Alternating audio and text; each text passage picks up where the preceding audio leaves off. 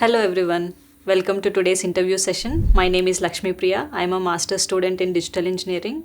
Today here with me is one of our faculties from Informatics department. Let's get to know about him. Hello. Hello. Welcome to the interview. Yeah. Can you just, Thank you for having me. Yeah. Can you just introduce yourself to the viewers? Yeah.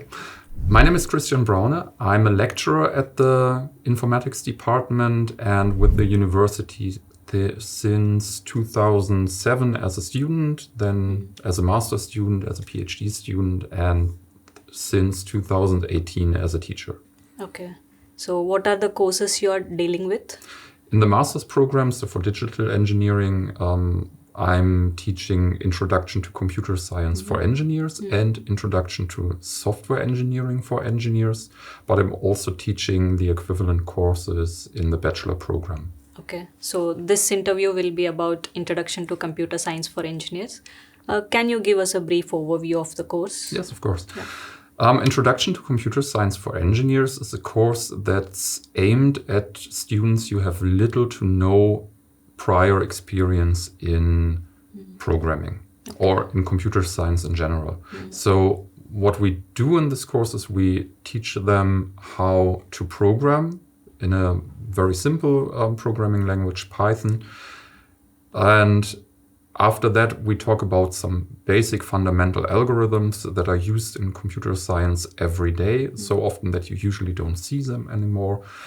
And some basic data structures and programming paradigms that help to solve specific tasks. Okay, so I'm hearing many words, data structures, algorithms, and programming languages. So for a student who has to take this course, are there any specific prerequisites he has to fulfill? Not really. It's a real introductory course where mathematical understanding, some basic mathematical understanding is helpful. It's of course also helpful if you already know how to program, but it's not required. So there are no real requirements for this course. So if as a student I want to dive deeper into this topic, computer science, are there any subsequent courses which I have to take? Basically every course that our department offers. So this is the foundation course for starting in computer science. So it's the very basic course that every student should take if they don't have any prior computer science background. For the bachelor students where we teach the same course, it's the first course they have to take in the first semester. Okay. And everything is founded on that one. Okay, so if I finish this course, can I take any projects in your department itself? You can take projects at any department after that. I'm usually at capacity with teaching, so with covering all these courses I offer as a lecturer, I'm not offering specific projects myself, but basically every other department or every other group in our department will need the knowledge from this course. Okay, so what kind of future prospects I can expect in the job market if I finish up this course? We have to make clear that after this course, you're not a senior software developer. Okay. You know some basic programming skills and you're well on the way to becoming a software developer, but within half a year, one semester, within the span of one semester, you don't learn the craftsmanship completely.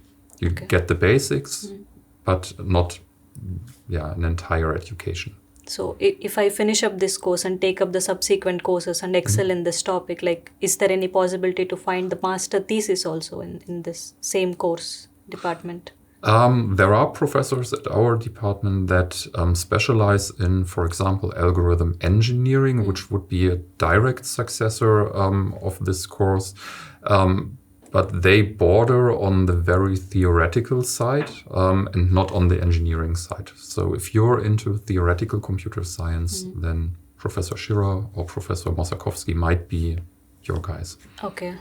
So I have heard many complex terms, data structures, algorithms and all. Have you observed any common mistakes which students have done or do?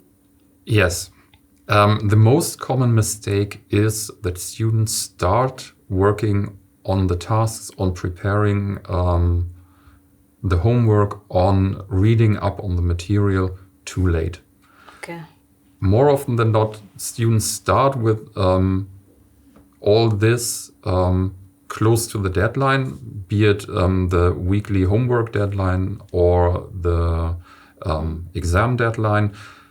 And programming is not a hard science in the more closer sense, but it's a handicraft.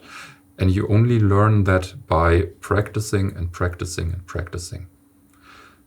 What you could do for practicing is you could just start trying to solve all your homework using the help of a computer. Whenever your first thing to go for would be, I can create an Excel sheet for that. Don't do that. Write a computer program. Just to get used to writing programs. Okay. So you mentioned about weekly assignments. Yes. Like, are these group assignments or? No, they are individual assignments. Okay. So I suppose that students solve them on their own. They may work in groups of 2, 3, 4 people usually because it's a lot of workload. But every student should be able to solve every task on their own. Okay. That's the the prerequisite I have in my mind for the exam. Every student was able to get the exam admission, so every student is also able to solve every task on their own. So how complex will these assignments be? That depends on your prior knowledge. Some of them are programming tasks which can be done in under an hour per task. There are usually 3 tasks per week. Some of them are more complex and build upon each other. So there's one infamous exercise sheet where you will build your own blockchain technology. Okay. Basic blockchain technologies. So there are 3 tasks which require you to solve all the previous tasks on that sheet in order to finish it.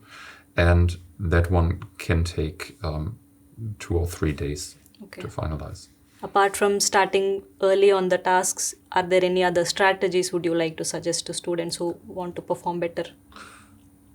Try to be a teacher. If you're, don't work on your own, first part.